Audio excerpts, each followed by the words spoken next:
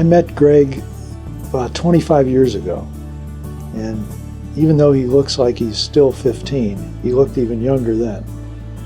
And Greg worked for, it wasn't Primary One then, but it was the clinics which took care of indigent people. And he was dedicated to taking care of those folks. And he's been that way ever since. I actually first met Greg, I think it was my sophomore year in college, his junior year. We met in organic chemistry lab. There was no TA in the class. They had this apparatus picture. They didn't even show us how to hook it up. So we all went into class, didn't know what to do, we were all clueless. I just looked for the guy next to me who was just as clueless as I was, and that was Greg. We've been good friends ever since.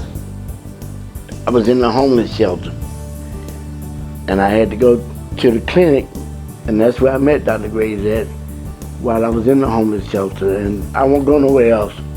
I love him.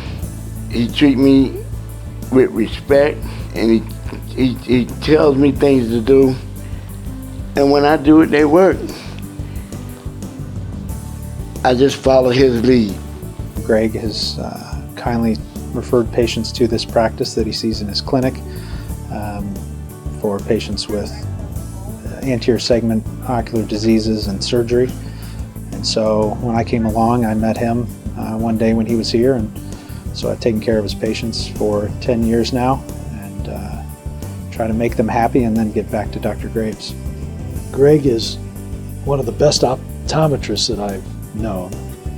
And I know that because the patients he sends in, as I do with all my referral patients, I always try to find something that they've missed in their diagnosis or examination.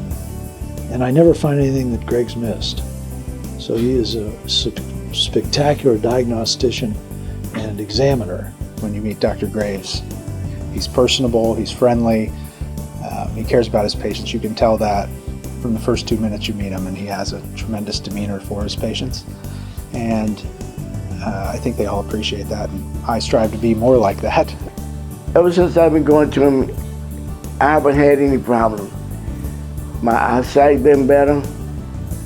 The problems that supposed to be there, they're not there.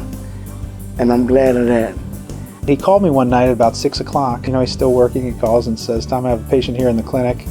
They have pain around their eye and there's pain up underneath their lid." And so he's wondering would I be able to see them the next day. And of course I said send them over. But just calling me at 6 at night to let me know about this patient and the urgency of it, you know, a lot of doctors wouldn't be that, you know, urgent about it, but he obviously cares about those people he takes care of. The pain was unrelated and the patient ended up doing fine. That's just one example of the way he takes care of his patients. I actually started being one of Greg's patients when he was in optometry school. I am terrible with having anyone look at my eyes, touch my eyes, put eye drops in my eyes. And I'm comfortable enough with Greg that he knows that about me. He has, however, threatened me that we will no longer be friends if he has to fit me for contacts. Greg, congratulations on getting this awesome award, which you are so deserving of.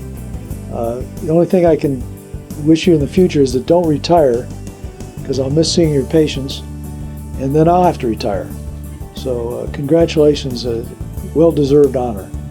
Greg, I just wanted to say congratulations on winning this award. My first question was, why is this the first time you're being nominated? Because you are so deserving. You give 100% to anyone and everyone. Doesn't matter who you are. You have such a great heart. I just wanted to say congratulations. I'm very proud of you. Greg, congratulations on your Healthcare Justice Award. It's a tremendous honor for you and signifies what a benefit you've been to the community here in Columbus for the 20 years, I think, that you've worked there. So keep up the good work, and you're doing great things over there. And thank you for contributing so greatly to our community. Keep doing the job you're doing, Dr. Graves. It's the best job he's ever done for me. And I know if he's doing it for me, he's doing it for everybody else. So just keep doing the best job you do, Dr. Graves.